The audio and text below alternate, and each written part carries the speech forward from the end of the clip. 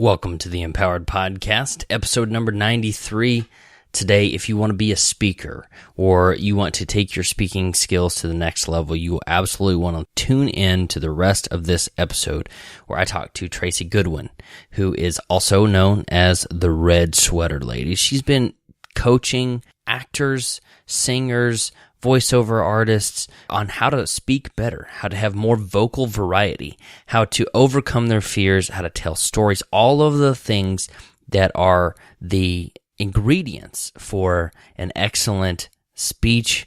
We're going to talk about those today. And I asked some of the questions that are relevant to me. In my preparation for going on stage at Podcast Movement, I wanted to know how I could capture an audience and captivate the room. And you're going to hear all about that in today's episode. Also, I want to encourage you to check out the blog this week. My most recent blog post is how to work on your business instead of just in your business. And there's a big difference there. And if you're not reading the blog, you're missing out on about half of the content that I produce. All of the tools, tips, tricks, reviews, resources, comparison articles, equipment, all those kinds of things. You're missing out on that if you only listen to the podcast. So I want to encourage you to go to ellerywells.com and check out the blog as well. Now, I'm also making that a little bit easier. I want to do something that I've never really done before. I am adding an audio blog. So if you are the listening type, I've had this request multiple times, and I'm going to do my very best to stick with it. But in iTunes, in Stitcher, hopefully in the next couple weeks, you'll be able to find it. But if you go to ellerywells.com/blog and you go back to the last couple blog posts, you'll be able to listen to those as well as read them or follow along if you would like to do that. But let's go right into today's episode about how to capture your audience and captivate the room with Tracy Goodwin.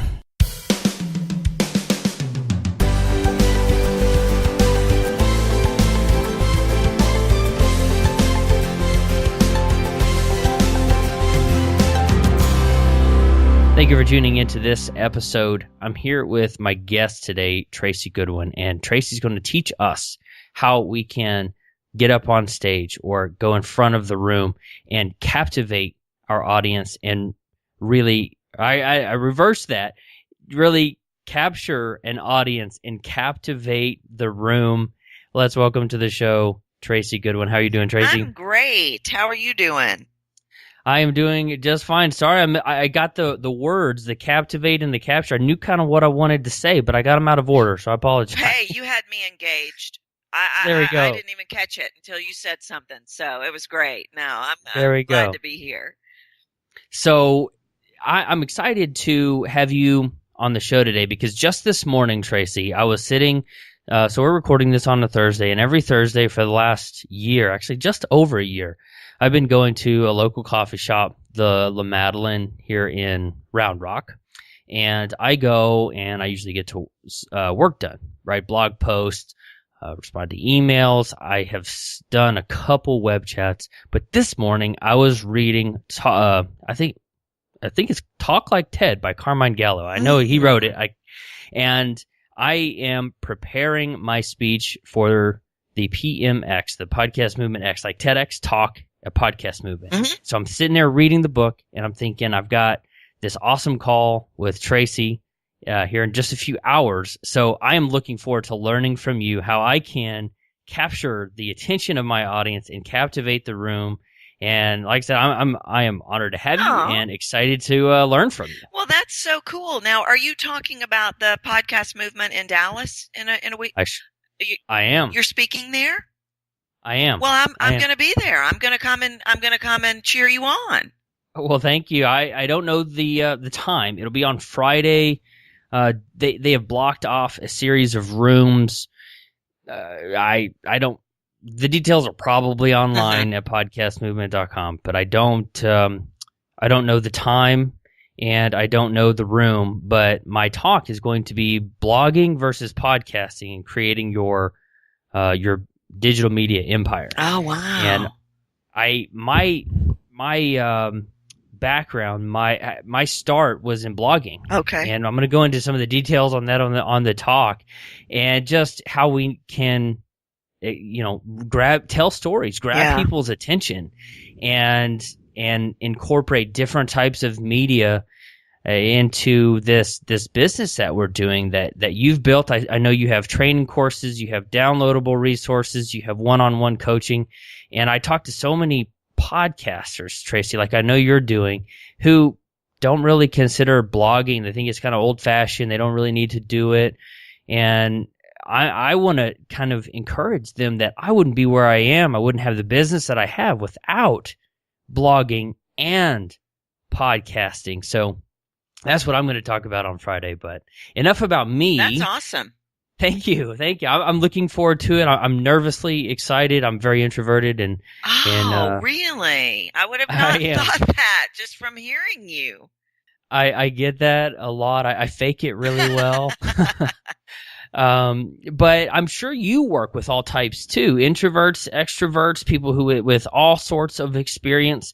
If you had to come out of the gate right away, right at the very beginning of our call today, what is one essential thing that we have to do to captivate a room and capture an audience, and what is something that we need to avoid, like the worst mistake that you could possibly make? Okay.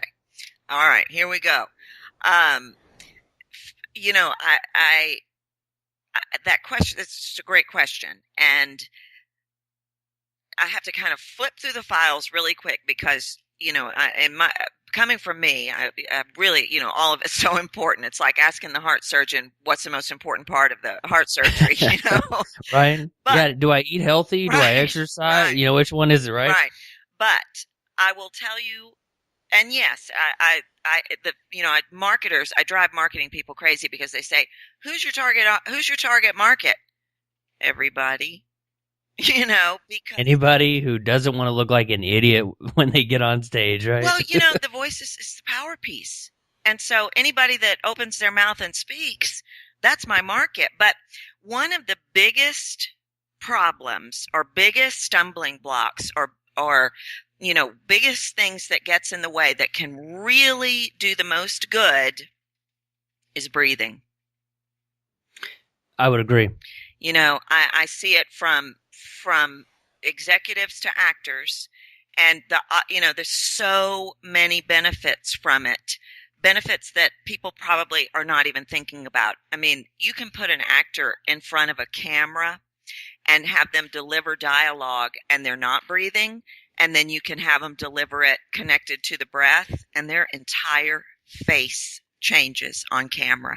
It's like shape shifting, and it's because it literally relaxes those muscles. So you're going into it, you're torqued up, you're nervous. That stands to reason. That makes perfect sense. The first byproduct is that it's going to relax you. But the second part is the breathing. If you want to do anything with your voice, if you want to be even remotely, have remote variety or anything like that, the breath is the power. It's like the fuel to the car.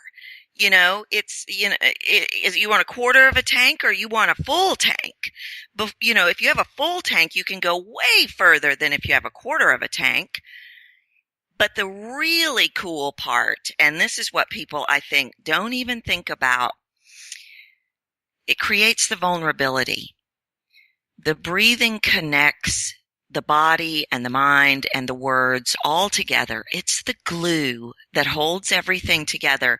And when you are breathing, your throat opens up, your words come out, the variety comes in, you're connected to what you're saying, and that is what touches lives. It's that vulnerability that if you don't breathe, it's really almost impossible to create. So, so that was a really, I told you, watch me, I'll go on a tangent, but people have to breathe. And, the studies on breathing are absolutely staggering, that we just literally don't breathe. And Americans are the worst. We literally have trained, of course we breathe. We would die if we didn't. but not necessarily on purpose, right? Or with intention. Right. I tell my clients all the time, the first thing you got to do, catch yourself not breathing. And they come back to me and they're absolutely dumbfounded. They're sitting in traffic, they're not breathing. They're on the subway, they're not breathing. They're in a meeting, they're not breathing. They're literally holding their breath. And that's really what we've become. We get, so much stress, so much information, so much bad news, so much of this, so much of that, that we literally have trained our bodies to almost hold in the breath and prepare for the worst. So, you literally have to retrain. I noticed that a lot, Tracy, and I was just doing I'm starting an audio blog, trying to make my website more like cross media, audio, video, and text. And I was doing an audio blog, and I noticed that I will talk until I run out of breath, and I'm like, yeah. And you can hear that, and I try to leave some of that in, because on one hand it's kind of the natural, unedited. On the other, it's not quite professional, and I couldn't agree more. And even Lauren Gagioli, I don't know that you would come across in what you do, but she teaches SAT courses, and I've had her on the show a couple times. And she and I talked about this exact thing, about the transition and for her, it's editing, editing out those videos. For me, it's editing out the podcast. And for you and your clients and what you notice, it's being on stage, being excited, having that adrenaline pumping, and then running out of breath, and then taking that big gulp. But you're also right in just the amount of emotion that a sigh or a dramatic pause can add to a talk. And I think a lot of amateurs, at least something that I've worked hard to do, is being comfortable with the silence. Yeah. And and then I guess that'd be a good opportunity to breathe as well. Right. Well, and I love what you just said. It's audible sounds is what I call it. All day long we make audible sounds. We sigh, we pause, we smack our lips or do whatever. But then I have a bad habit of that. You're a lip smacker? Yeah, right before I say something, I notice it all the time. There's a little spike in the audio, and bad habit for me. Yeah, I'm guilty. Well, everybody has something. They're idiosyncratics. Everybody has something, and but what we tend to do when we're nervous is maybe we have taken in air, but a lot of times we'll take in air and exhale it, and then try to deliver as absolutely much information as we can, either on one breath or with no breath. And so it's literally about retraining, building up that capacity, just like you would build up muscles going to the gym, and not feeling that need to, I got to hurry up and get through this line because I'm going to run out of breath and I'm nervous and I'm going to get through. I'm done. Now I can breathe. Slowing down, stopping, doing what you need to do, and breathing. Because the end result is going to be so much better, And well, you talk a lot about the importance of your voice and improving your voice, and mistakes people make with their voice. And can we go into some of those kinds of things and how that applies to maybe this breath? Maybe it's something you normally talk about on its own, the voice versus, or not including breathing, but how does all of that play together? Well, that's a loaded question right there. You kind of gave me the green light. No softballs here. Hard, tough question. Well, breathing is a huge part of it, and breathing is a huge part of it primarily because sometimes people know that they don't do it, but sometimes people are like, what are you talking about? Of course I breathe. Okay. Yes, you breathe, but you don't breathe to really utilize the power piece. And that's why I think that the voice is so important, because I think it's where, it's the power piece. But what happens is, like I know you had said, what's something that you want to avoid, or what's one of the bad things that happens? Well, people tend to flatline. That is definitely one of the things, and it happens, it happens to actors, it happens to podcasters, it happens to business people, it happens to presenters. They get up there, they get nervous, maybe they don't have technique, maybe, maybe whatever's going on, and they get really bogged down in their words, and then everything gets the same value, and so everything sounds like this. Nothing's any different than anything else, kind of like Bueller. There's no vocal variety. And vocal variety is, well, it's essential, one, because it creates the unpredictability. And that's what we're looking for. In life, we're unpredictable. So, that's, if the minute we start getting predictable, like the guy that says Bueller, our audience is going to check out, because our brain is already telling us every 90 seconds to check out. That's what the studies say. So if you're not captivating me, and my brain says, hey, why don't you play Angry Birds, on your iPhone? What do you think I'm going to do? So that variety and all of those elements of variety become really, really crucial, but they're also clues for the audience. I think one of the biggest problems is, as a speaker, I even see it with actors. I see it with, people having conversations. We forget that people don't know what we know. Mm-hmm. I mean, we'll go to that podcast convention, and there may not be a lot of me there. There'll be a few, but there'll be a lot of podcasters there. But we could sit each of you side by side, and even though you're in the same field, you don't know what each other knows. So, speakers will come to me, and they're in a tech field or this field, and they're just rattling stuff off, and they're not giving me any clues. Where is the value? Where are the stress words? What's important here? And ultimately, how do you want me to feel?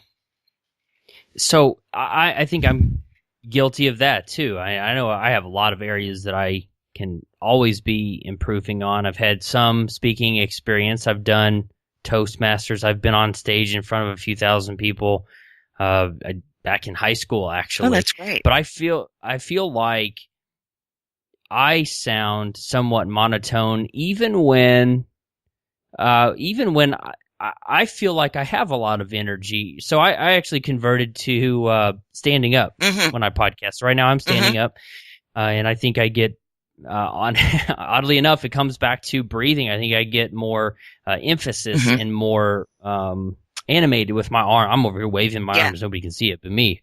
What are some techniques that you would suggest to people who need that vocal variety, which is actually a Toastmasters lesson in one of the first things? I don't know if you've ever done Toastmasters, but how can I get into this habit to where it becomes natural, to where I have the high points and the low points and the faster speed and slower speed, so that I can really, like you said, captivate somebody who's listening either on their phone, in their car with a podcast, or sitting in the audience? How do I do that so I can become to where it's more natural to me? Right. I totally have you here. And, everybody's teaching perspective is different. Everybody's learning perspective is different. The method that I teach is, it's based in technique.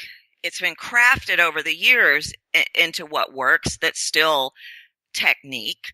But I think technique can get a bad rap, because if you say technique, a lot of times people think, well, I don't want to sound like this. I don't want to sound fake. So I think it becomes important to find that blend that also meets up with organic, and I think that's what you're ultimately saying. What can we do so that we add in all this cool stuff, but we sound really natural? And that's organic. So for your organic person, their approach, is a little bit different. But for a technique approach, which I prefer, because you can lay it in and make it part of the muscle memory, anything that's in the muscle memory you can draw up.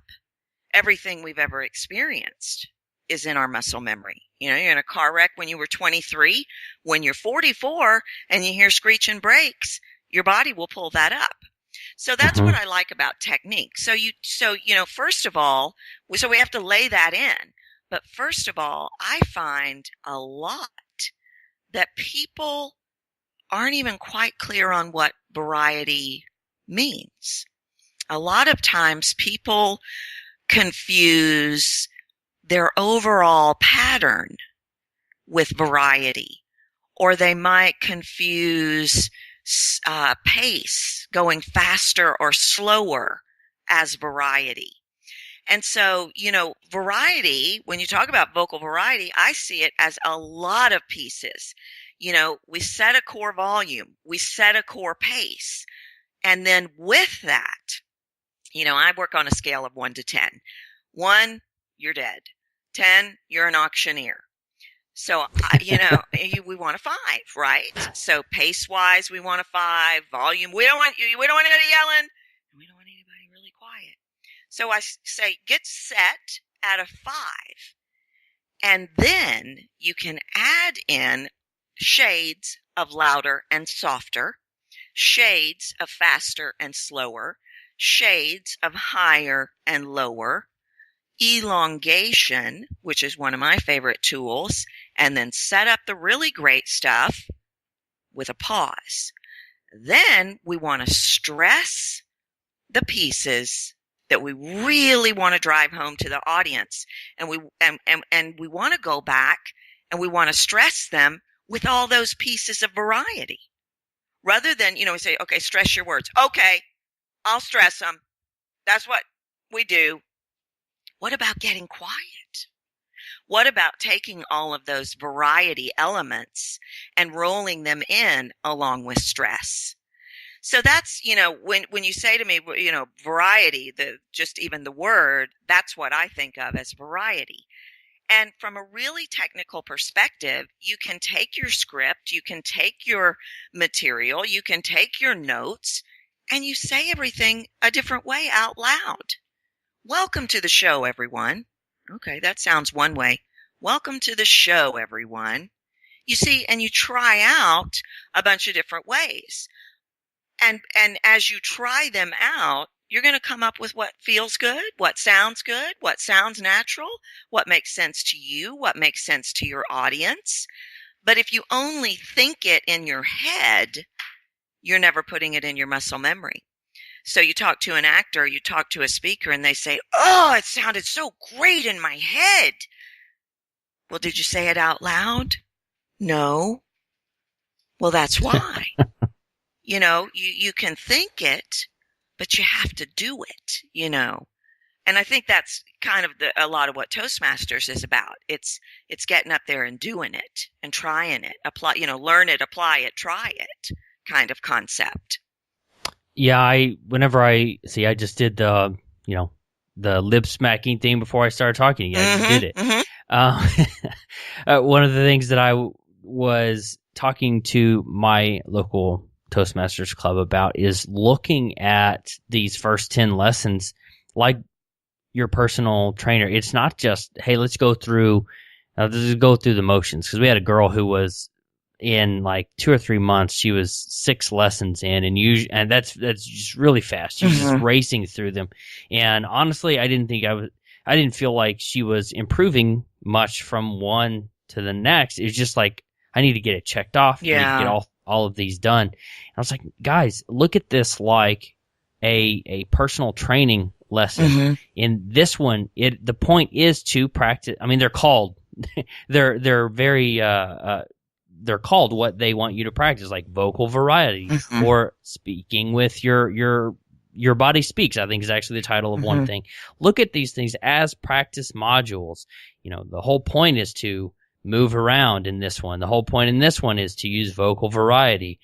And I look at those things as things that I need to do. And is the best thing for speakers in general, podcasters on stage, what have you, is it to practice? Do we need to be recording ourselves and listening to it back? what would you say? Well, my thought on this is going to maybe blow your mind, but when people work with me, I don't let them listen to themselves. Okay. And not initially, maybe later on, but initially you've listened to yourself for 20 years, 30 years, 40 years, 50 years. What you do is going to sound and feel right.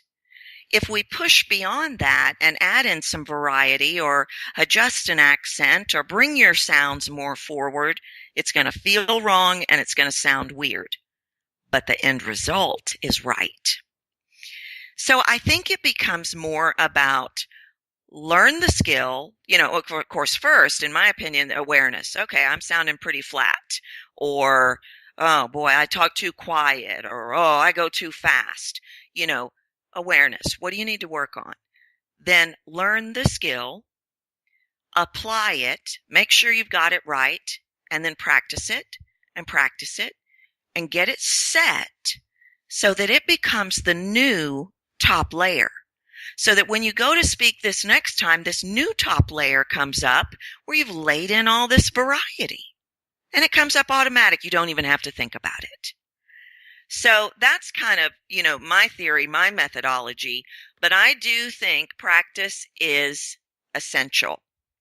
And, and I know I keep talking about actors because I guess probably because I'm working with a big core of actors right now. I work with lots of different types of people, but it was really fascinating to me. 2 of them came up doing a 4-week project, and 2 of them stood to talk to me Sunday at the 3rd week. And the girl had been with me 3 weeks, and she said, I don't know that any of this is working. I don't know that I'm getting it. And I said, well, have you practiced?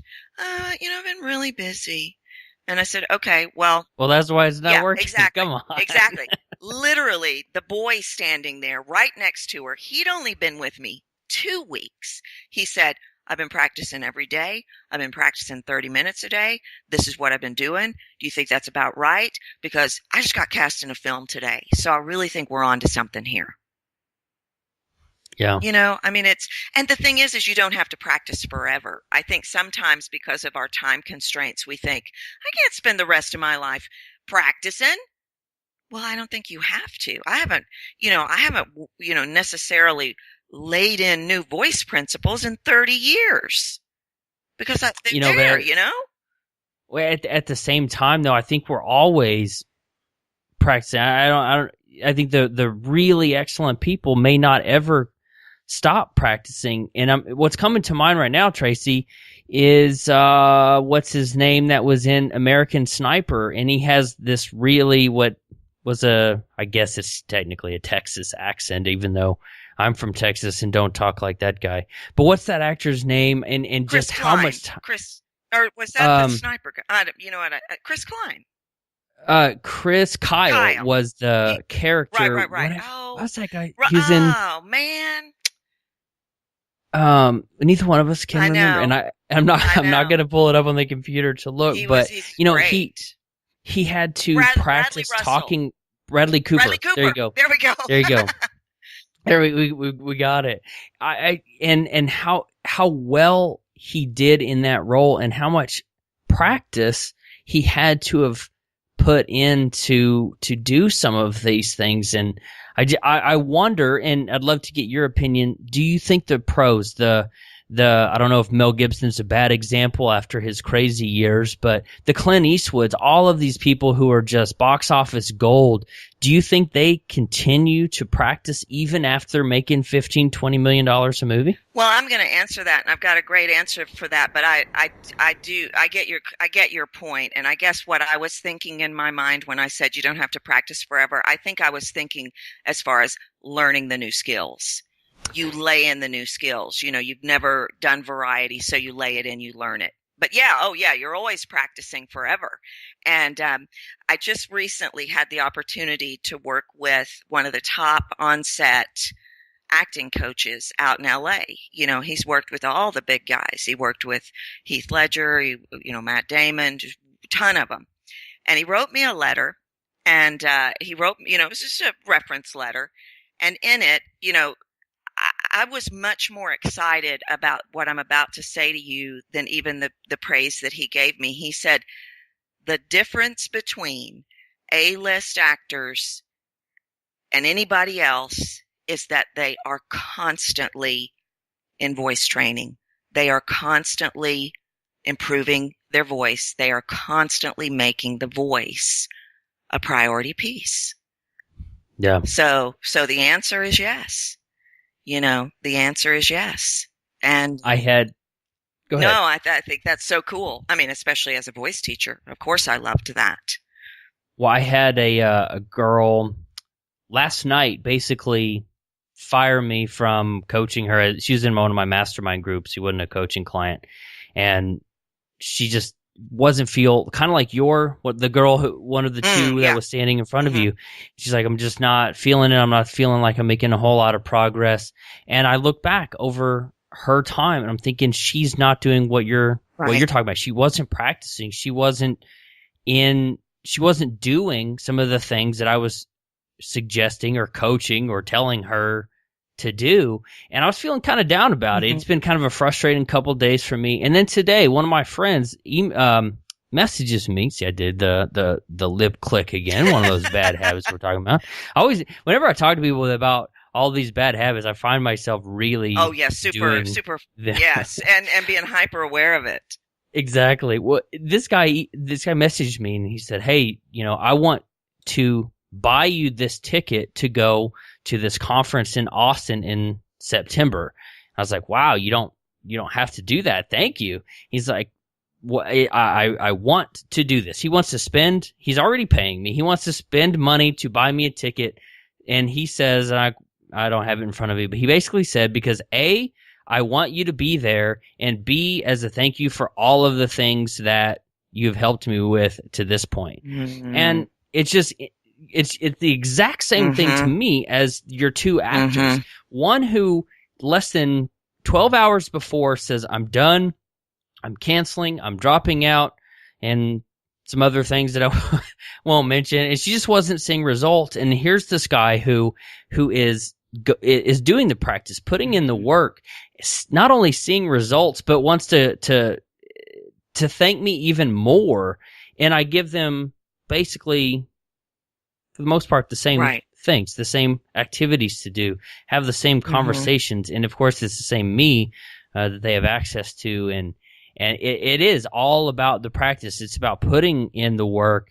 And I talk to so many beginners, and I'm sure you do too, Tracy, who they just think, oh, I'm gonna take a couple lessons, I'm gonna read a couple books, I'm gonna listen to a couple webinars, and then boom, I'm gonna be successful. I'm gonna be a millionaire. Yeah, I'm gonna be famous. And they quit, and maybe they had talent, maybe they didn't, but you'll never know if you quit after just a couple months. Well, I think that several things come to mind. One, and you read about this, if you study anything on any level about anything, you read that everything is a lot of hard work. Sure, we see the part when they made it to the top. We didn't see the part when they were living in their car, So that's a big part of it. But don't you feel like, and I see this in voice work, and I bet you see this in coaching, some people just aren't ready to get vulnerable. Yeah, people aren't ready to do the work or admit that they need help in a certain area. And I don't, necessarily talk about all the things that I mess up, but I realized I had to change parts of my personality if I wanted my business to grow. Sure. And one of them was I have to be less sarcastic online. People think I'm being a jerk, and I'm over here thinking, man, that's pretty funny. Yeah. Well, yeah. And the voice is so much like that too, though. Exactly. I was in an interview for a job a few years ago. I was told I was deadpan because I answered a stupid question with a smart-ass response, and the guy didn't get that it was a joke, and that's that vocal variety and that inflection, some of those other things that I've had to learn to add in so that people who aren't sitting across the table from me know that I'm not being mean. I'm actually just joking. Right. Yeah. Yeah. And I think that, certainly with voice, that opens up a whole can of scary, in a lot of ways, because as long as I can control it, as long as I can gauge it, as long as I don't, have to really put myself out there, I'm good. But now you want me to get louder? Well, wait a minute. People will hear me. I think the mouth is I think the voice is the most vulnerable thing we have, because the minute we open our mouth and the words come out, we're instantly setting ourselves up to be judged. What if you don't, what if you don't like what I say? What if you don't like how I sound? Do you think that's why the fear of public speaking is so prevalent? Absolutely. Absolutely. I guess I've done this for 30 years, really. And so I've really paid close attention to addressing fear of public speaking, because I never had it. I started winning speaking awards when I was 12, but I literally over the years watched it hone down to about 3, I'm afraid of speaking. Okay, let's address that. What are you afraid of? And 90% of the time, what people are going to think of me. Which branches into, what if they don't think I'm smart? What if they don't think I know what I'm talking about? What if they think I'm doing, messing up? What if they think I sound awful? So it's really the number one, so you can break it down even further. Yeah, I'm afraid of public speaking, but what are you afraid of? So how do we overcome that? If you could condense down to, I know it'd be almost impossible, if you can give a tip to attack each one of those, smart enough, well-spoken enough, expert enough. How do we overcome that? Well, I think it's, I can sum it up pretty quickly in a 2-pronged process that I use. And I think first and foremost, I use this phrase called run to the roar. And I use that in life. I use that in everything, because we get the fear so big in our minds. That fear, whatever it is, and it can be public speaking, it could be anything, it could be flying, it could be a million things. It's so big that it's like a roaring lion that we think we can never, ever conquer. And if we just get over it and run to it, we see it's a little kitten. So I think that's part of it. Easier said than done. So I think that you have, Yeah. I think that you have to then start pinpointing, okay, what are you afraid of? Well, I'm afraid I'm going to mess up and forget everything. I'm afraid of whatever it is. You break down the exact fear, you address it, you talk about it, you put it into the reality of, could that really happen? Sometimes the answer is, okay, you're right. No, that's never going to happen. Sometimes the answer is yes. And then you create a plan. Okay, you may forget everything. So this is what we're going to do. We're going to create notes that work for you flawlessly without a hitch. That under any circumstances, those notes will save you. So you have a plan. You have a fear, but you have a plan, so you're not out there just completely disconnected waiting to fall. With no plan, you're just kind of out there waiting for it to go bad. And we don't know that that's going to happen, And then, of course, practice and preparation. I worked with a woman, pretty big deal, and she did not, again, back to the practice. She just was so busy in her career, she never could practice, and she never could prepare. She would go off the cuff. And so every week we were dealing with the same problem. I'm all over the place, and, I can't, make a straight thought, and I'm giving too much information. Well, did you get it organized? Because that's the plan. If you're delivering too much information, got to call it down, get it organized, and line it up in notes you can follow. Well, no, I was really busy. You see, I hear that a lot too. Yeah, there is, as Marie Forleo says, everything is figure-outable. And I believe that. There is a solution for just about everything if you slow down and find it, or create it and then implement it.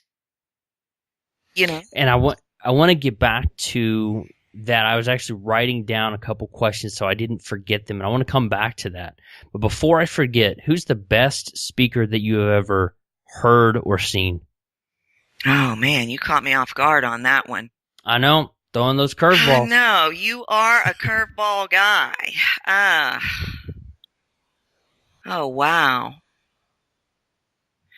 I like Brene Brown a lot.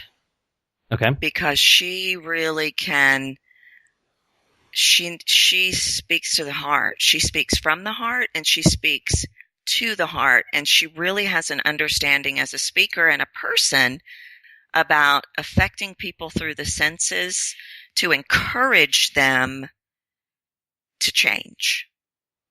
Can you make a good speech by let me back up a second. In Carmine Gallo's book, it talks about the most effective TED Talks are the ones that touch the heart as well as the mind. Are those equally important in your mind? Do you agree with Carmine, or is one of those more important than the other? I agree 100%, but I'll give you my but on that. The voice and the words must work together. If it is only the words and they are disconnected from the voice and the body, they do not have the power to reach in and touch my heart. What do you mean by that? It is, if I'm just delivering words to you and I'm telling you about this car crash that I was in, and it was really bad, and there were ambulances everywhere, and but I'm not really putting any inflection in it. I'm disconnected from it. The story will still impact you. But what if I use my voice to bring that to life through taking those adjectives and laying in the sensory piece so that you know how hot it was out on that highway that day? That gives me more power to affect your senses. Your senses make you feel something and go, oh, wow. I remember that time when I was, out in Arizona. Oh, God, that thing was hot. And we were out on that pavement and the bike was over. Boom. We have just connected on a sensory level. So I think that the words, yes, the mind, absolutely. But I think the body and the heart as well. I think. Is it a 50-50? You got to pay attention to them. I'm an analytical person, and I have to remember that this isn't just like for my talk on Friday here in just a couple weeks. I have to remember this isn't. Nobody necessarily cares about the statistics or the numbers or anything like that. They want to know the experience. They want to know the story. And I've got a great storytelling question for you here in a second. But can you deliver an all heart topic without touching the mind, and vice versa? Because also Carmine says great speeches are only. I'm going to butcher the paraphrase, but great speeches are really only as great as the actions that they lead people to take afterward. How does that incorporate with what you're talking about? And I love what you're saying. How does that fit in, or even does it? Yeah, you're speaking to the voice movement integration person, so I'm going to have to go with a 60-40 or a 70-30 split on that. And the analytics might get a little frustrated with me. A lot of times we'll make it work. A lot of times I'll say the words are the most important thing and they're the least important thing. Because if you get bogged down in them and speak words at me, you're a talking head. Words cannot necessarily touch me. It's what you do with them. It's how you bring them to life. I'll tell you just this really quick story. I learned this years ago when my son was very little, and I living up in New York City, and a man hired me, a millionaire actually, very wealthy man, hired me to put books on tape for him. And I was so excited about this gig. And every Friday the FedEx envelope would come and I'd go to recording. And do you know what all the books were for 2 years? Science books. And he wanted them interesting. And he wanted them exciting. And he wanted them entertaining and captivating and engaging. And I was talking about, the molecular level of whatever. But I brought those books to life. So, I think that they are both very, very important. I can't remember what the last part of that part that you asked me about. I do definitely, absolutely believe that you can, my question is always, do you want to tell stories or do you want to tell stories that change lives? And I think that's what basically the point of that was. There's no point. I mean, I guess there is a point, but you've got to get people to take an action. Or were your words for naught? I don't know. Maybe they were, maybe they weren't. But why is it my brother-in-law has told me the same stories for 17 years, 437 times, and I can't recall any of them in this moment? Yet I can recall a story from a stranger that I heard 15 years ago in exact detail. It's what they brought it to life. Well, so getting to the details of that, this is another question that I would want to know. Of course, that's why I'm asking it. In preparation for someone going on stage or performing a role, and they have their speech, do you write it out or doing bullet points in high-level topics, or do you write it all out and memorize it? Okay, that's a great question. That's a fantastic question, and I see it with every speaker and business person and webinar giver and podcaster I've ever worked with in my career. Wonderful question. First of all, I think you do what works for you. A lot of people are like, no, you got to have index cards. Well, you know what? I can't work with index cards because I can't remember to flip them. So I have to come up with something that works for me. I think you come up with what works for you that makes you feel the most comfortable, and then you try to pull away from it. So an example, I'll have a speaker come in to prep, and they'll have that thing that sucker's written out, and they want to read it word for word. Okay, we'll do that today. But let's see if we can't pull that back a little. Could we turn that into extended sentences? Okay, we'll try that. Because it becomes a crutch, and you actually know so much more than you give yourself credit for. So I like to try to pull people back away from full scripts as much as possible, and almost everybody comes to me with fully written out, memorized word for word, and I get every one of them away from that. And the reason why is because then it goes right back to being about the words. It's about the retrieval. And oh my gosh, I don't want to forget a word. And what if I forget how, that line because I'm a little shaky on my memorization on that line. So then all the flair goes out the window because you're focusing on retrieving the words and getting the words exactly right.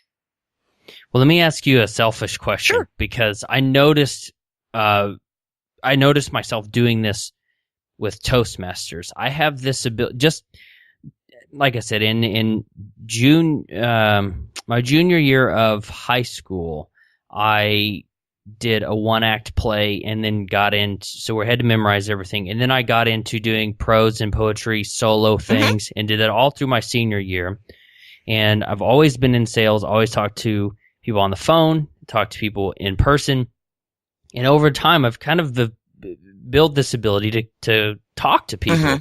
And it doesn't really make me nervous. And I could be given a talking point. Like I loved being on a panel at Podcast Movement last year. I was on the panel with some fantastic people, and there wasn't a question that I couldn't talk about easily.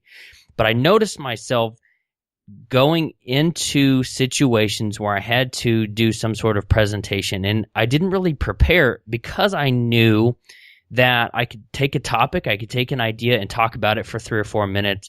And I felt like that was the crutch, not the over memorization and I can't get off the page, but almost the exact opposite. What kind of suggestion would you have for me? Yeah, and I'm like you. I'll go to teach a workshop and I I'm going to say I don't prepare. I don't mean it like that. Of course I prepare, but I don't have a note with me. I know the order I'm going to do. And I think that a lot of that is just, it's a skill set. Some people can think off the cuff. Some people can't. I think we're all just different. So I think it's a wonderful skill set, but it also sounds to me like a big part of it is you've been practicing a really long time. If you've been because think about it, you've been doing this since high school. And with every single time you do it, it gets easier and you get better at it. So I guess where my confusion is the question, how do you not do that? Or is that a bad thing? I guess I'm not exactly sure on the question about that style. So maybe you could help me there.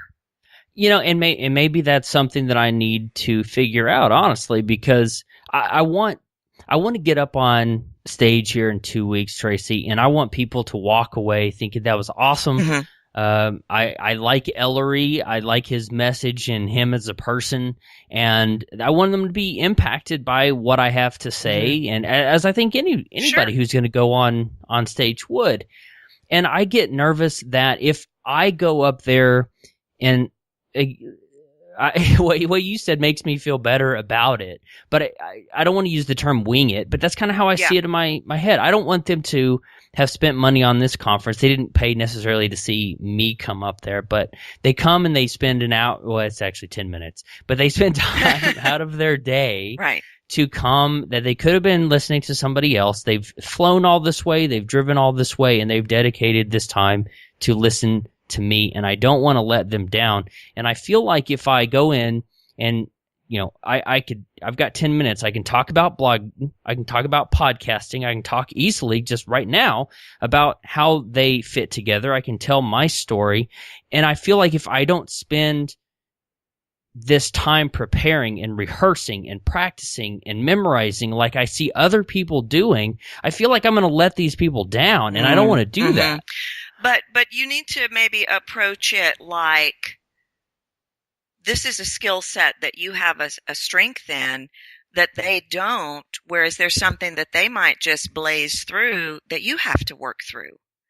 And I'm the same way. I know exactly what you're talking about because I've sat down and thought, well, I really better crank out an outline and I get in there, I don't even remember where I put it.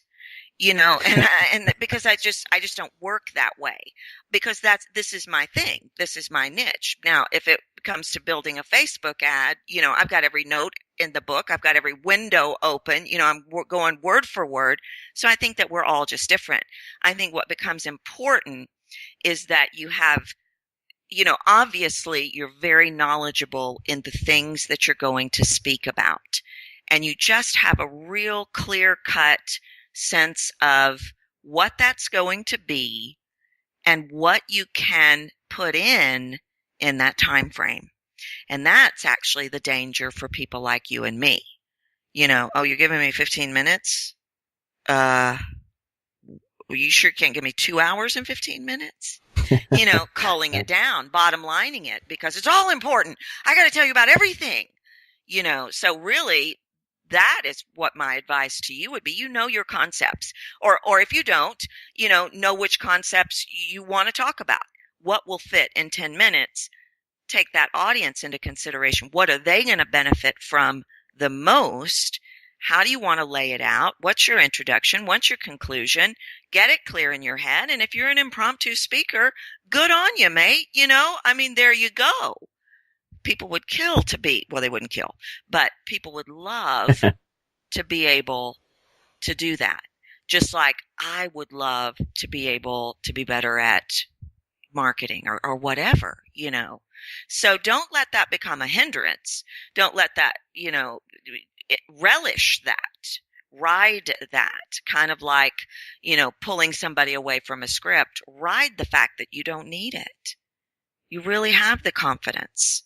And that's amazing. You were just using that script because you didn't believe in yourself. But now you do, and you see you can do it without it. And that's really great.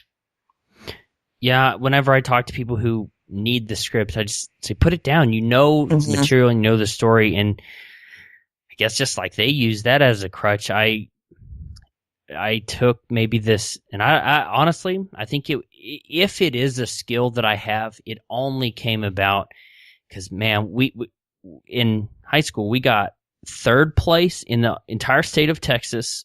We got second place my junior year and third place my senior year. We probably did better our junior year because we did the play so many times, and just that practice, and then doing the play before in front of ourselves, doing it in front of other schools and at the colleges up in the Sherman Denison area, and all of that before competition and during competition. It is that practice. And if it is a skill of mine, and I don't know 100% that I would claim it as a skill or a talent, but it comes, I guess, like you said, just from just the crazy number of hours that have been put in.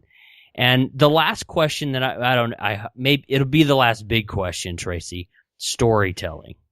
I know story is a big element to you. You have talked about it. It's part of captivating the room.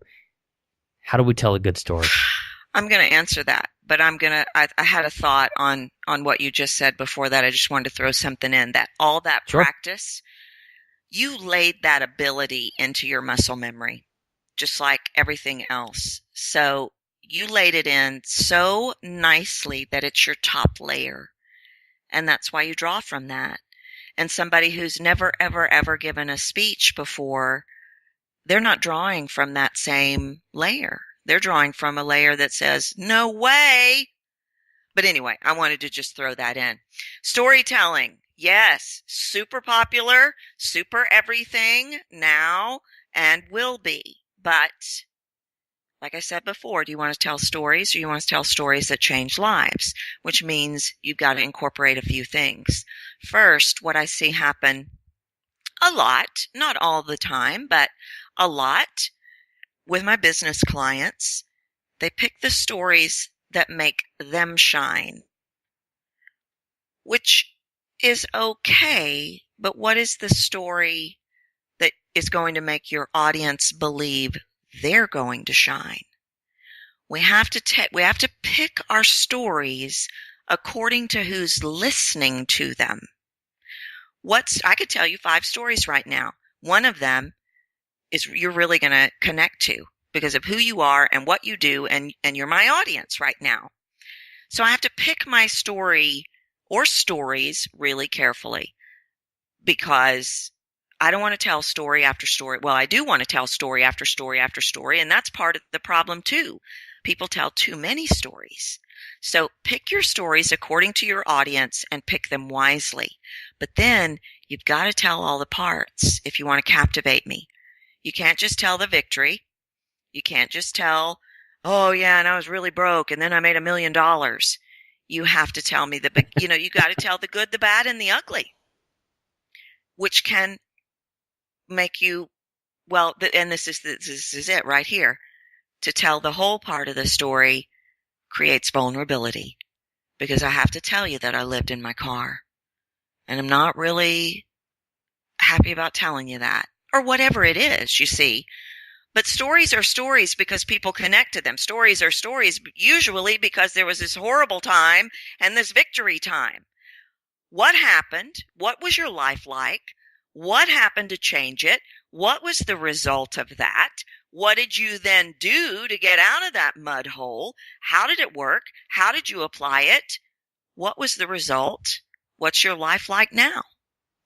Does every story, Tracy, have to have a beginning, a middle, and an end, a high point and a low point, the tragedy that you have to overcome? Does every good story have to have those elements? I think it depends on what your end goal is. I think I'm hesitant to not say yes, but I think that they can be abridged versions of it. I don't think it has to be, you have to give the full blown 25-minute version of how you ended up living in your car. But I think, it's important for us to know that you were making $162,000 a year and then you you blew it all on whatever, and then the next thing you knew, you were in your car, but you heard a voice that said, "Go make this call," and I called this guy. I mean, I do think that that there should be parts of it. I think that we definitely need to have some element of the tragedy so that we can have the victory. If we're trying to teach somebody something, or certainly if we're going to sell them something, that's what I hear the marketing people talk about all the time. What's the problem and how are you going to fix it? Well, I had a problem. I was living in my car, but then I got into this program and my life changed forever. So I think that's kind of almost a hard answer in a way, because I think time frame becomes a part of it. You've got 10 minutes. You can't tell, and maybe you can, but you're probably not going to tell an 8-minute story. But what are the most important parts for what your end goal is? I'm trying to sell you something. I'm trying to teach you something. I'm trying to keep you from doing something. And what does your audience need to hear? What parts of that does your audience need to hear? And then how are you going to make them feel it? You're going to affect their senses with voice. That makes a lot of sense to me, because some tragedies are huge. Some successes are huge. And I see a lot of people trying to go for what you might call A-list podcast guests, the really big names in an industry. And I tell people, forget about that. I can't. So you will probably, if you haven't already heard of him, you have probably you will see him at Podcast Movement here in Dakota. John Dumas made almost $500,000 in May. Yeah, that's what I keep hearing. 99.9% of the world can't relate to that. And even as down to earth as Pat Flynn, who's doing the keynote, people can't relate to $100,000 a month. Right. And I said, forget all of these huge success stories and talk to the guy down the street or the girl next door and share their story of struggle. They might not have ever been bankrupt. They might not have ever lived in their car, but they've got a lesson that we can learn. And when it comes to guests, I tell them to do that. And the same thing, I guess, applies to the story. We don't have to have this big, nasty, snarling dragon that we have to slay so he can become Prince Charming at the end. But every struggle has the story, and that's that. So I did write out my intro, and I've written out maybe 2 or 3 minutes of the speech. I haven't finished it yet. And maybe based on this conversation, Tracy, I will do more bullet points instead of writing it all out and memorizing it and playing to my strengths of, I don't say improv, but impromptu. There you go. Exactly, like the table topics. I never shied away from the Toastmasters table topic. Well, Tracy, you've given me such incredible, valuable information. I can't wait to meet you in person in a couple of weeks. This is going to be pretty awesome. I'm super stoked about it. I was stoked about it, but now knowing you guys that you're going to be there, and I'll look up the schedule, but I am definitely going to seek you out and shake your hand. It's going to be really great to meet you. I look forward to that and hope you will. We don't know the schedule yet for the big ones, the Saturday and Sunday ones we do. But Friday afternoon, we don't have that yet. So that may be in the program. Actually, that may even be before. Those may happen before registration. I don't know. But look for me. I will. I think I look in person like I do online. One of those people that's kind of the same. Have you ever met somebody? Yeah. And I do too. And I've got some of them. It's like I'll say it. Oh, well, the 40-year-old picture. That's good. Yeah, I know. Okay, great. Or whatever. And but no, I think I pretty much look the same too. So, well, Tracy, it's been an absolute pleasure. Tell the audience, tell the listener where we can find you, connect with you, check out what I know you've got trainings, you've got downloadable resources, you do one-on-one coaching. Tell us where we can find more about you, and then where we can connect with you on social media. Sure. Pretty much everything you need to know about my programs can be found at captivatetheroom.com. I do have downloadable courses, and I do one-on-one coaching, and I've got a 3-month voice program and a 1-month voice program launching here in just a couple of weeks that I'm super excited about. So it's all live training with replays, and we're going to cover all these bits that you and I started talking about today. People can email me at Tracy, Tracy, at captivatetheroom.com, but there's a pop-up on the website, Tracy A. Goodwin. That's where you find me on Twitter. And I have a Facebook page and a Facebook group, Captivate the Room. And would love to engage with everybody and teach them how to captivate the room every time. Awesome. And we will put a link to all of those things in the show notes. You can head over to empoweredpodcast.com to check that out and find the episode with Tracy. I don't know the number yet, so I can't tell you exactly which / something. It'll probably be, if I get it out before Podcast Movement, Tracy, it will be a 93 or a 94. I don't know. Awesome. Okay. But I'm going to try to get this out before we head up from Austin to do that. So thank you for coming on the show. It's been a pleasure. Thank you. I love talking with you, and thank you so much for having me. You're very welcome, and I can't wait to see you in a couple weeks. I'll see you soon. I hope you got as much value out of my talk with Tracy as I did. I have always just kind of gone back and forth and debated, do I create an outline? Do I need to memorize? Am I not memorizing enough? And I wanted to know how I could give the most impactful, valuable, persuasive, entertaining speech that I possibly could when I go to Podcast Movement here in a couple of weeks. Now, you might be listening to this in the future, and you might have missed Podcast Movement this year, but at this point, I'm going to do my best to get that recorded and turned into a short, but hopefully value-packed podcast episode. If you are going to Podcast Movement here in just a couple of days, I am on Friday, Podcast Movement X. It's like TEDx, but PMX, room 1. My time slot is from 9 to 11:30 a.m. So check the schedule.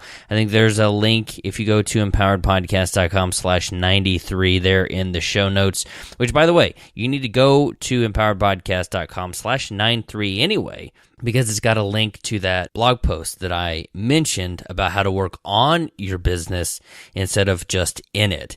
And check out that. It's got the audio blog all teed up and ready for you to listen if you're driving down the road. If you are going to Podcast Movement, I would love to connect with you. I'm already planning out what type of meetup we can have, where we can have it, and when we can have it.